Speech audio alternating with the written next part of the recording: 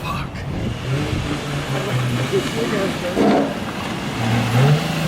Hold on!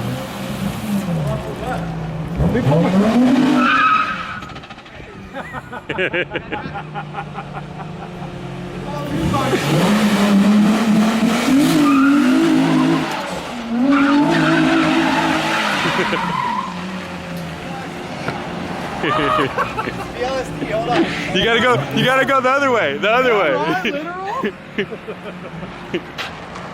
Hold on. Fucking above.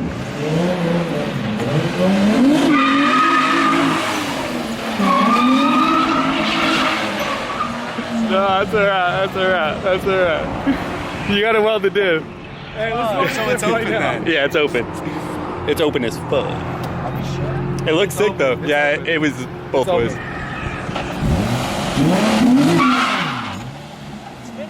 Nah, you know what it is? Your ABS is kicking in too. How do I turn that off? You gotta like disable the shit. I think you gotta pull like the fuse out and. We tried. We tried. How do you have a fucking angle kick? I get it at pilot. Your turn.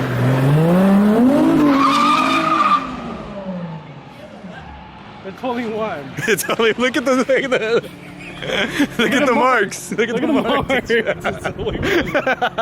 It looks like a dirt fucking motorcycle. You're up, bro. Nah, I can't. Hold it if out. Yeah.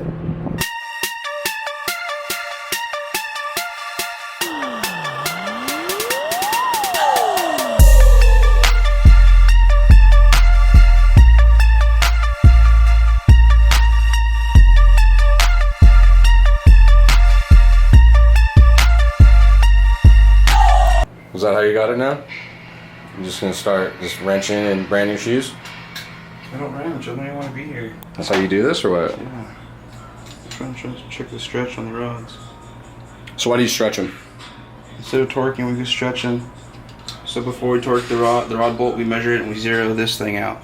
Okay. Then after we set it to our torque, or we actually want to just stretch it to our recommended stretches, I'm not exactly sure what this bolt wants to be stretched to. I looked up the information on it, but I can't seem to find it. Okay. But from Tomei, they want 10 pounds to start and then 60 degrees after, so this is what this angle wrench is for. Got you. But so I'm checking that value, and I'm checking what 45 pounds would look like, and I'm not sure if I like 45 pounds. These rod bolts are used, so this one seems to be like stretched out more than I'd like it to be, so something to look at. Okay. It's custom rings. I think I gotta get in touch with the ARP and ask them for an L19 3/8 bolt. Okay. Recommended stretch. There's a chart online, but it's generic, you know. Right. Might as well call them up and give them the part number. Okay. So we'll start with the block. Okay. So a great job on the machining. We still put some standard bearings in it, torqued it down to 70 pounds, which is what it was line honed at. Yep. And we're gonna go ahead and run the dial bore gauge through it. Yep. I got a brand new one right there. And we measured out the crank, so we're gonna shoot for a difference, and we'll see what we got, and then we'll tailor fit the bearings to make it happen. Solid. Let's get started. Solid. 1 1/4. 1,000.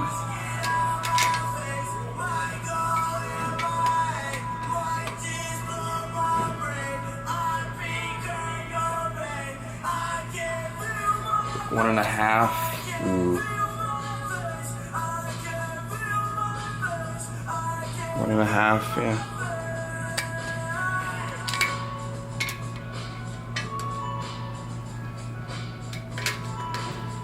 Do we have to flip the block around?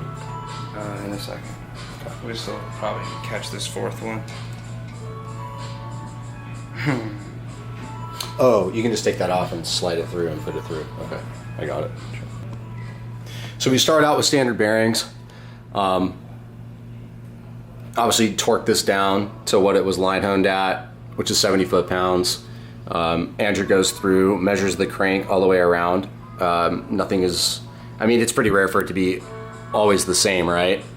Yeah, I mean, it's actually just a little wider on this one so far. Okay. About 1/2 thousandths, which is not bad. We're still like 1,000, 1.25, a little over 1.25, which we're talking not a hair is 3,000s. Okay. So we're still well in the good range. It's just with the things what we could do is we could use half of an oversized bearing, the upper half or the lower half, and actually get 0.5 thousandths more if it was too tight. Granted, we don't have that issue. If anything, we have a little too loose, which is in theory the way you drive it, okay, because of the RPM. Mm-hmm. But it's not overly loose wherever the crank's going to be slapping around there. Right. It's more a thing with the rods. Okay. Because that's kind of like where you're seeing more RPM, you're seeing it spin a little harder. There's more thrust on that than there would be the crank. The crank's just a straight line. Right. Versus the rod's going around on a larger circle. Right. So those the rod bolts are smaller. This is a big fat girdle. Well, you told me, I remember when we were building the first one, that the bearing clearances are so very important, and a lot of bearings engines will go prematurely when you're putting it together. When you're tightening it and you go to free spin it, that it should go smooth. You shouldn't have any tight spots at all. No, and especially with the crank, if it's by itself. Once you start throwing some pistons in it, you do have some drag from the rings. Right. But it's still a full rotating assembly shouldn't take much effort to spin. So let's keep going with the other side of the block. What number RB is this for you, total in your career? Genuinely, I have no idea. Honestly, I like building engines. I've always liked building engines, but just the dyno keeps me busy, and I only do it for like the select few and maybe maybe a couple times a year nowadays. So let's see how it goes. I mean, I still have all this dope stuff to build engines. I just don't really exercise it as much. It's nice to be in the AC though. Oh yeah. Dude, we used to live at our old shop. We used to sleep on the floor. It was haunted. That was the nicest shop. Well, the one before that. No, the one before that was haunted. Do you remember that? Yeah, that one was haunted. Used to burn sage. Yeah, I forgot about that. That was funny. We literally burned sage. It's like Andrew would sleep on one couch, I would sleep on the other, and we would hear shit at night in the rafters. It was fucking wild, man. That one was weird. And then we moved into a really nice shop. It was like this, I think it was like 4,000 square feet or something. It had 3 offices. They were all air conditioned, and we all basically it was like our apartment with our shop, and we'd have barbecues there, and it was rad. Alright, let's figure out how we're going to get these last ones. I'm going to have to probably just do them by hand. Okay. So, though, if these are good, you never want to assume that they're good, but we'll be optimistic. Where's the T-snaps? I need the gauge. There's not this one, but there's another one that we had out. I don't know what you did with that shit. We're using it to set the gauge to begin with, so it might be on the bottom. Is it on here? Oh, it's right here. Thank you. Yep. I'll just check this one by hand first.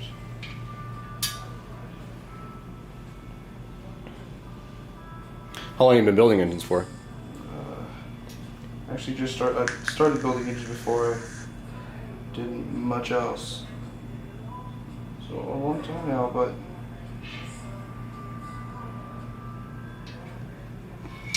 what was the first thing that you built, engine-wise?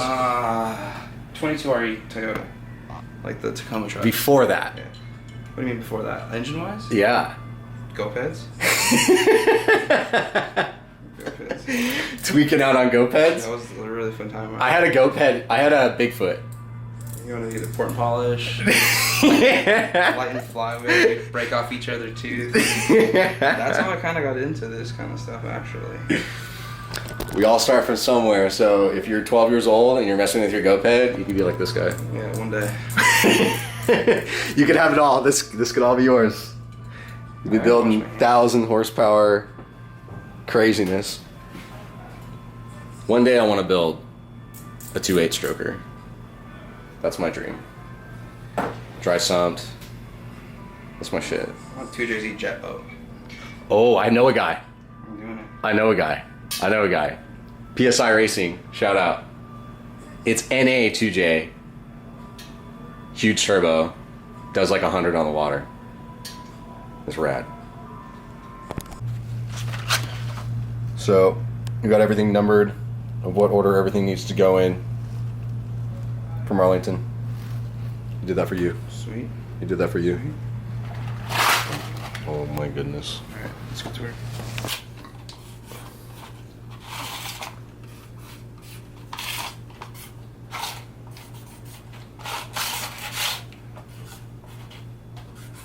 what you did there. Like that. That's cute.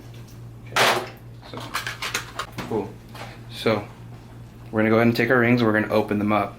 So when you're making power, you're making heat. These things tend to grow. And if you didn't open them up, or say it's a stock ring, what happens is the rings will butt and there's no more room for these things to expand and they're gonna crack. So we're gonna open them up a little bit. And how we do this, we're gonna take the rings according to the cylinders that we're gonna actually be installing these rings at. And there is a top and the bottom to a piston ring. You notice there's an end right there. There's also a chamfer on the inside of the ring. I don't know if I can really focus on that. Yeah, but there's an N. take my word for it. There is an N. Okay. You can see it right there. So I got it. we get a ring and we place it on one of the lands on the piston. We're gonna go ahead and put it in there. See how it's clearly not centered right? When I push it, the ring helps me square up the bore. So now go ahead and look at the ring in the bore. And that's the gap that we're talking about. That's the gap that we're gonna measure, and we're gonna open it up to our desired ring end gap. Okay. Let's get the feeler gauge.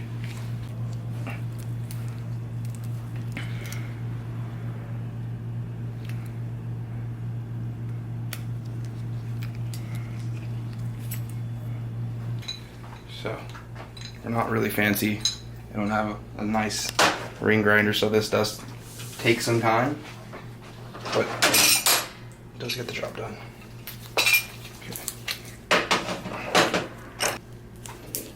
Okay. Cool. So we only cut one side at a time. That way, so if we do cut funky, you can actually see it say you're cutting, Right. not straight. So always do one side at a time. These two rails kind of help you square up the ring a little bit. So for your first one, you should kind of take a little bit off and then gauge how much comes off. Some rings, different materials will eat away faster than others. Okay. Probably didn't take off much, if any. We'll still check it.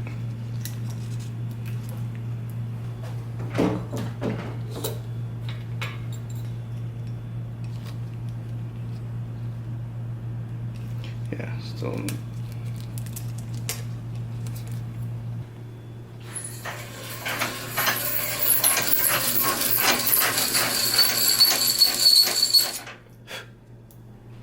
When we're done, after we install it, we have this stone that will actually deburr anything that's left over.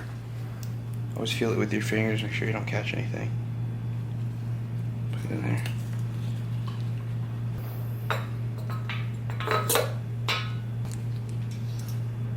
Cool.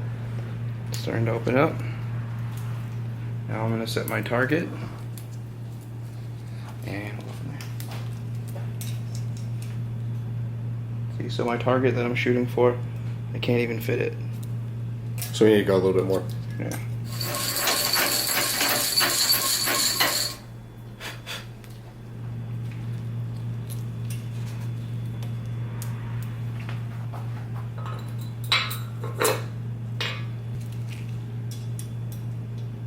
Okay, perfect.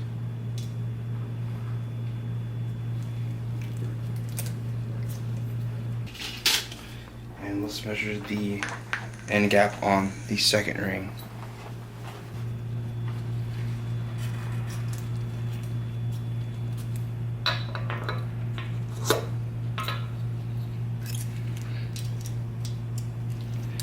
Oh, it's always going to be a wider gap on the second ring than the first ring. Why is that? Usually there's gases trapped in between the second ring and the first ring, so if there wasn't enough room for that gas to escape, it opens the rings up and it kind of dries the wall up of all the oil.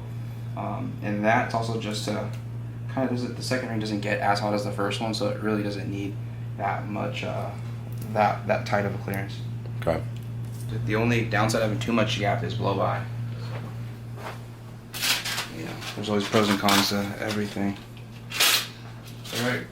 Just gotta keep going on the top rings. So let's go to whole eye.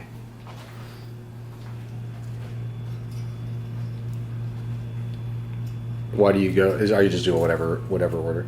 No, because the second ring I'm borrowing for my Okay. piston, so I can keep the bore square. Okay. So this ring right here actually belongs to second, but I'm just gonna move forward, and then once I'm done, I'll take this string out and cut it.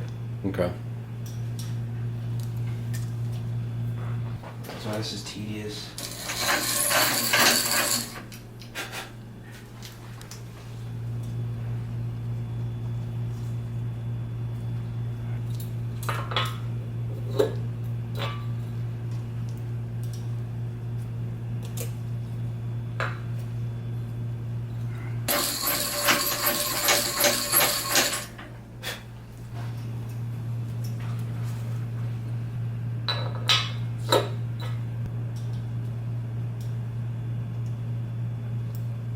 Almost there.